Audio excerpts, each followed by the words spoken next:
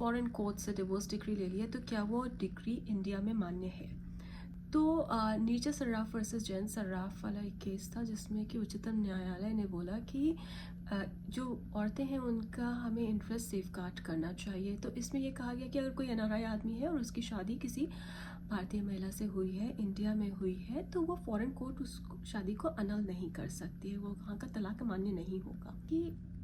Section 44A 44A CPC का है, उसके अंतर्गत कोई भी कंट्री रेसिप्रोकेटिंग टेरिटरी होती है तब दोनों कंट्रीज़ के बीच की डिक्रीज एग्जीक्यूटेबल होती हैं कि यहाँ की डिग्री बाहर मान्य है उस कंट्री में और उस कंट्री की इंडिया में। जैसे कि अमेरिका है, वो एक वह रेसिप्रोकेटिंग टेरिटरी नहीं है, तो वहाँ की तलाक की डिक्रीज इंडिया में वैलिड नहीं है, मान्य नहीं है। इसी तरह एक रीसेंट केस था जहाँ पे कि हस्बैंड ने ऑस्ट्रेलिया में एक्स पार्टी डिवोर्स ले लिया और फिर इंडिया में वाइफ ने मेंटेनेंस फाइल किया, जो कि कुछ सालों के बाद 1,25,00,000 था। हाउएवर हुआ क्या कि जो हस्बैंड के फादर थे उन्होंने कहा कि ये मेरी प्रॉपर्टी है, तो इसमें वाइफ का बहू का हक नहीं है,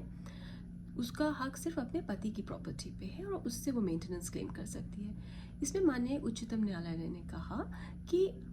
जो प्रॉपर्टी है ससुर की, उस पे भी उसको भी बेच के या उससे